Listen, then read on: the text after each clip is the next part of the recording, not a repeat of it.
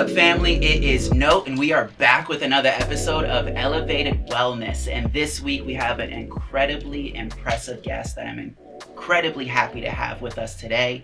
They are a Korean pop, electro, house, just an amazing energy all around artist that I believe you guys will fall in love with. And without further ado, I would like to introduce y'all to Heesu.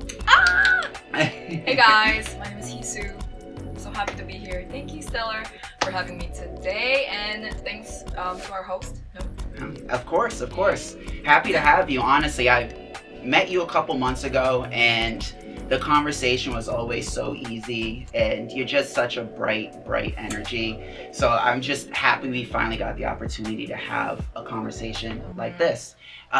For people who don't know you, because I've gotten the pleasure to know you over the past couple months, but for people who don't know you, how best would you describe yourself? Describe myself? Like your artistry, your music, you in general. How would you intro yourself to an audience who doesn't know you? Okay, so my name is Heesu, originally from Seoul, South Korea. I make very dreamy music.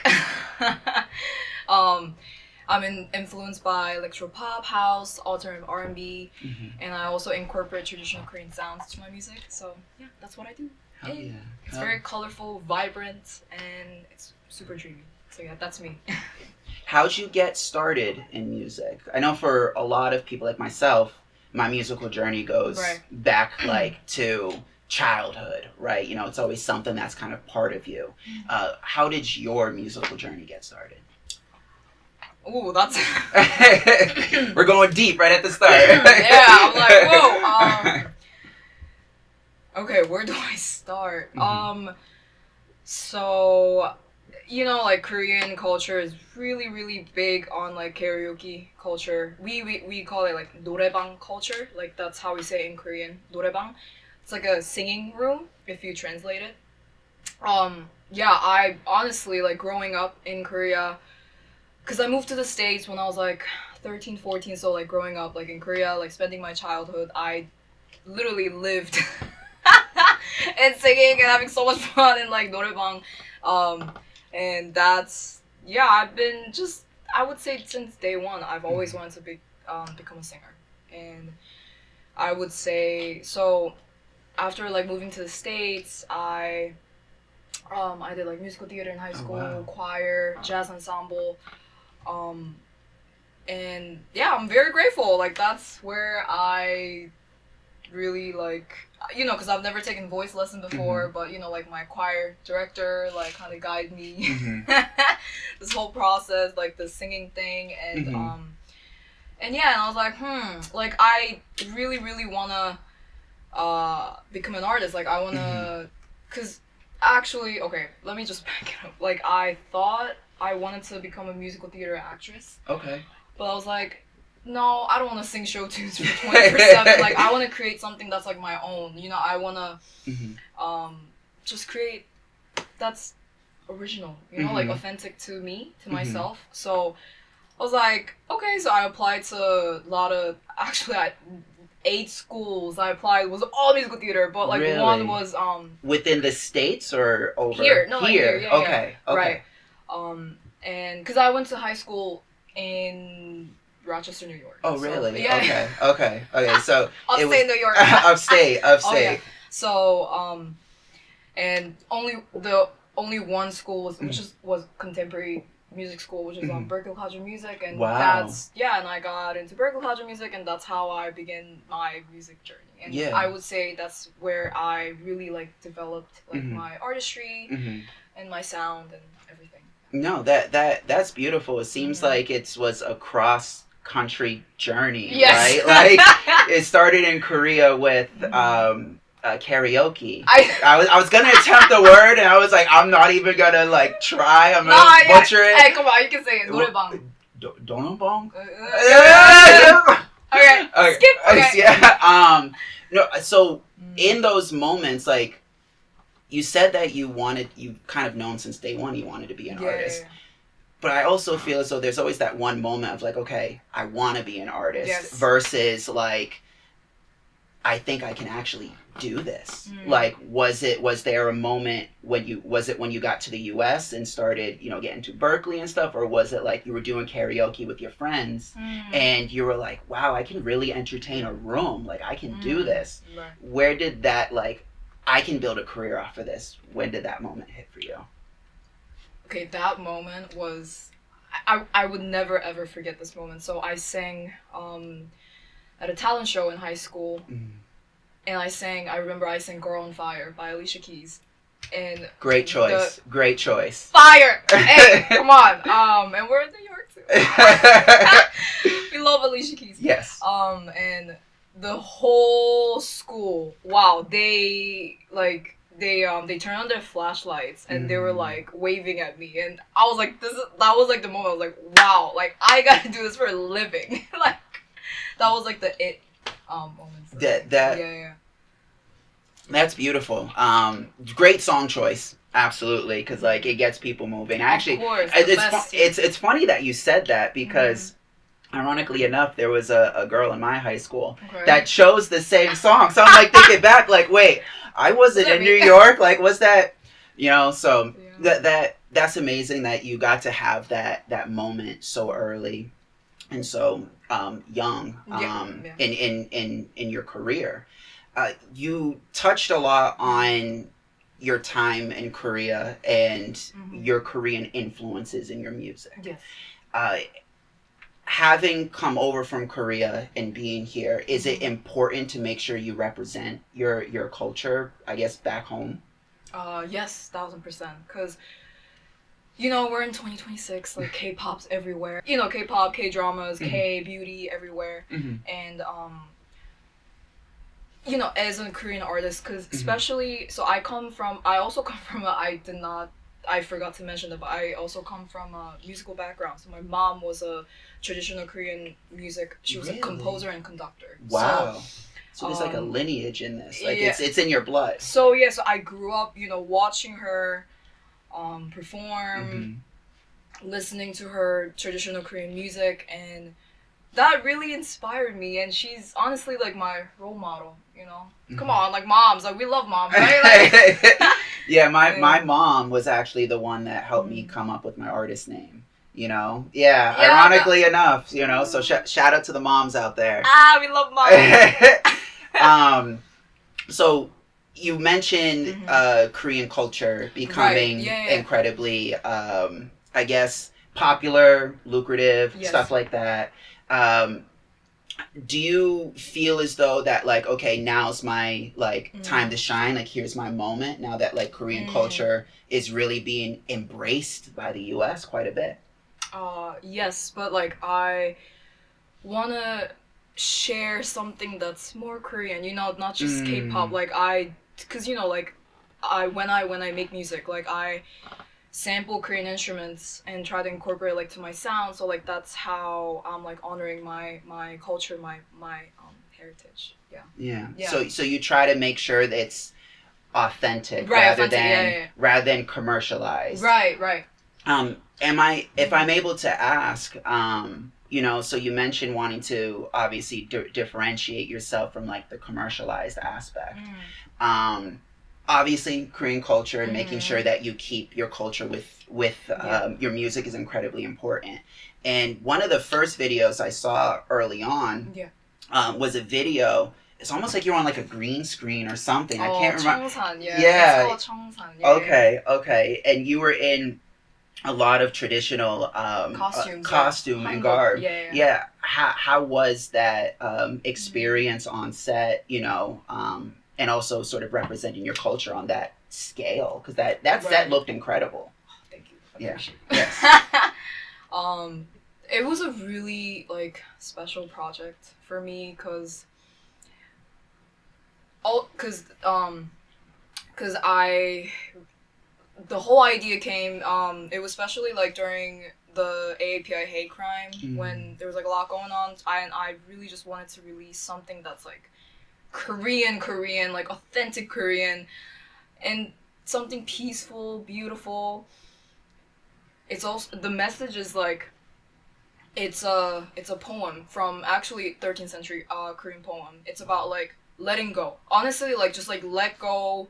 The lyrics is let go of your anger, let go of even love, just let go of everything, you know? Mhm. So Sounds like it was something beautiful, Yeah. right?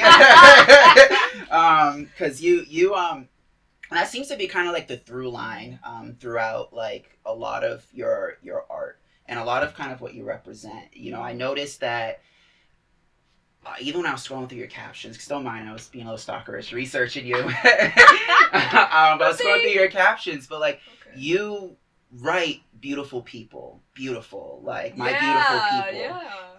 What does being beautiful mean to you? So yeah, like where does that statement come from, and what does being beautiful mean to you? When someone's like genuine and just themselves. Yeah.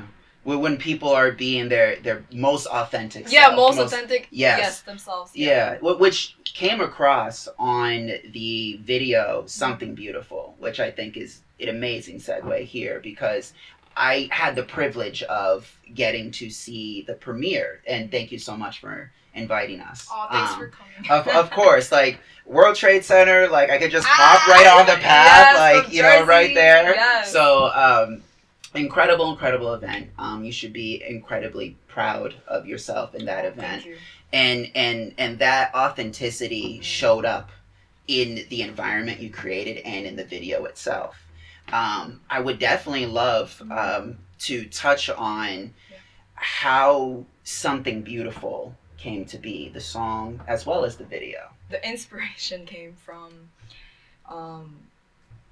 like hearing stories from the beauty industry, like where hairstylists, like makeup artists or other creatives make people feel beautiful, especially when they're like going through hard times. And like my co-writer like and I we wanted to create something that reflects like that feeling, you know, of like, you know, just treating yourself, like feeling beautiful, taking care of yourself and self-love. So that's how the song the song like that's like the inspo behind the song. Absolutely, and it shows, and I feel it every time. Like I end up, I know I portray myself as a rock artist, but like I end up walking out like, yeah, I'm beautiful, like, you know, see, that's, you know, like feeling like, you know, I deserve to feel good about my skin and, you know, who I am and how I carry myself in the world, and you resonate that through and through, and it definitely shows up in the community that you have built. I am curious, like those dancers at your event were incredible. How'd you end up meeting those people? You know, was it through schooling and stuff like that? Like how'd you end up meeting some of those dancers and creatives? So some of the dancers were just like mutual friends, but a lot of the dancers were my director, Ari Kim. She used to dance, so a lot of them were, you know, dancers from her dance studio. So yeah, that's how we got all the dancers. They're amazing. Shout out to my dancers. I absolutely, yeah, no, they were amazing. They were moving in ways in which like I could never dream of moving. Like I can't, you know, hit any of those moves. I love Something Beautiful. It is an amazing video as well as a song. But one of my favorite songs from you that always gives me, if I can share with you. Okay. One of my favorite songs with you is, I think it's titled Right Now. Living Right Now. Oh, now. Yes. You always share on stage, you know, where that song came from. True. But for those who haven't heard that song, it's like, I don't know, it just resonates so much, and I feel as though a lot of people can resonate with the story of like feeling as though life is moving too fast and they want to slow down. So tell them about Live Right Now. Okay, so Right Now, so I wrote this song honestly like when I was really just going through really tough time in my life, and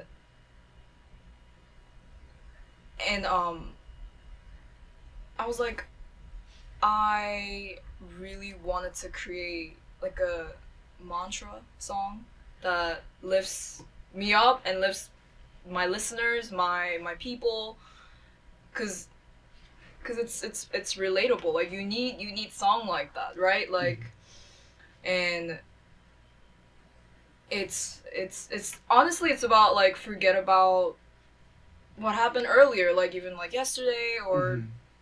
earlier in the day. You know, you're constantly like making decisions, right? Mhm. Because I was really just focusing on like the unknown future. I was like, oh my god, I was just stressing. I was just overwhelmed. I was like, oh my god, what's gonna happen to me? What's gonna happen to me? Like, I was just super overwhelmed, stressed, not knowing where I'm going, and so I really could not live in the present. So that's how I wrote the song now, and yeah, honestly, just forget about what happened earlier and just don't even think about what's gonna happen tomorrow. Just Mhm. live in the now, cause now is gonna change the future. Now is gonna change whatever you're doing, whatever you're going through.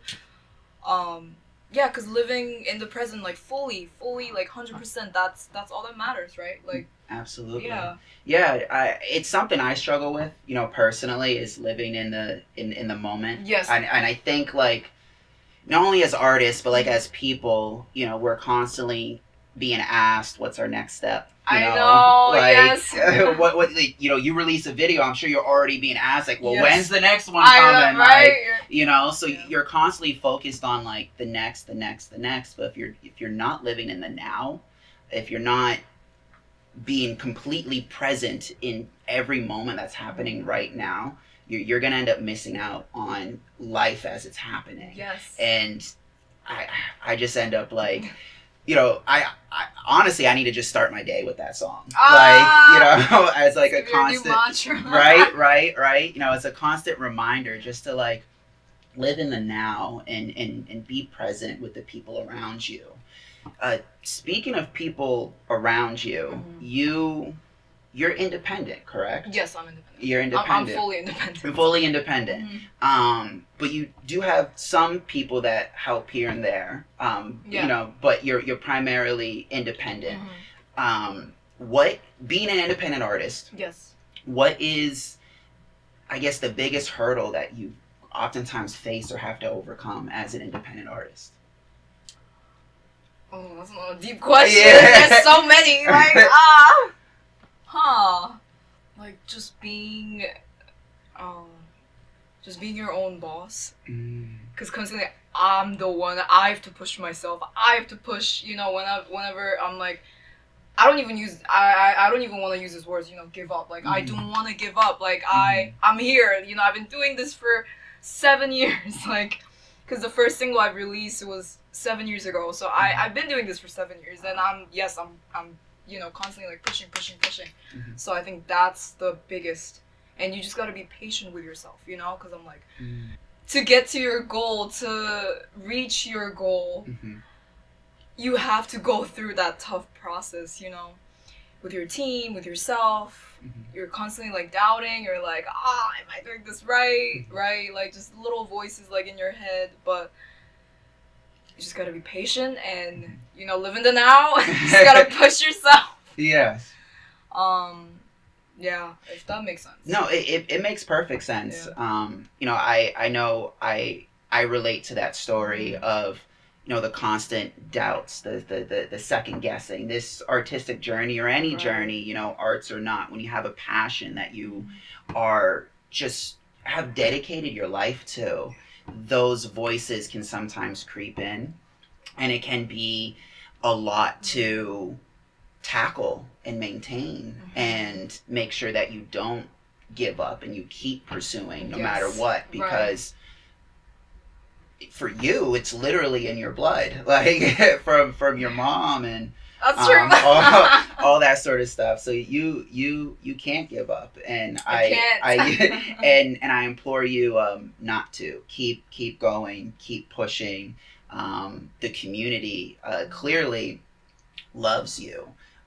It was evident within the Something Beautiful music video.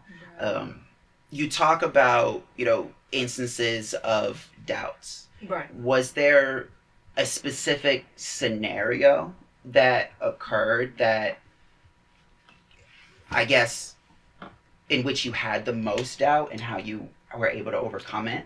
Did you have to lean on your community, or was there essentially, what was the moment in which, a specific moment in which maybe you had the most doubt and how you overcame that? Okay. So, if I'm being just honest, so after I graduated from my college, a lot of friends and a lot of colleagues from my college, they're doing crazy, Grammy nominee, touring, they're like up there, right? And I'm like, wow, I'm just looking at my Instagram, like, wow. I'm very happy for my colleagues and the people. I'm happy for them, but I'm just like, wow. It just, I feel like so small sometimes, right? But I'm telling myself, you know what? It's fine, because everyone have their timeline, and it's gonna come. Right? My time, our time, it's coming, right? So we're heading, we're just like heading towards our future. So absolutely, comparison is unfortunately natural. When you look to the person next to you, I think a lot of people can feel that way. That when they look at Instagram or social media or some of their contemporaries, and they'll be like, well, I'm happy for them, but I know I want some of that for me. Right. But I think the most powerful thing you shared is letting people know that their time will come.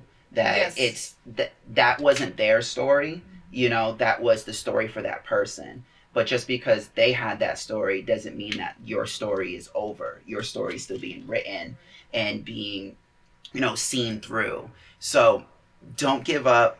Live in the now, and continue to create something beautiful and authentic. And Heesu, you're an incredible representation of all that. And I'm so happy we've gotten the opportunity to have this conversation, for you to share that story, to talk about your background and your, artistry and how it came to be. What do you got coming next? I know we kind of talked now, but what do you got coming next? Okay, so I'm finishing on my EP right now, so it's coming out soon. Okay. Hopefully, yes, but it's coming out soon. So that's next. That's next. That's next. Do you have a potential release date? Is that something you could share, or? Ooh, we're aiming June. June. Okay, we're aiming June. Perfect summertime. Stay tuned. Yes. Aiming June. Stay tuned. That rhymes. That's beautiful. Hey. That's beautiful. So, and where can people find you? HEESU_YU. Same for TikTok. YouTube HEESUYU. Please stay tuned for my new EP coming out. And thank you so much for having me. Of course. Thank you for being here. This is Note with another episode of Elevated Wellness, presented by Stellar Reports. Make sure you comment, and subscribe so you can get more content such as this with amazing talents such as Heesu. So thank you. I love y'all, and we'll talk soon. Thank you.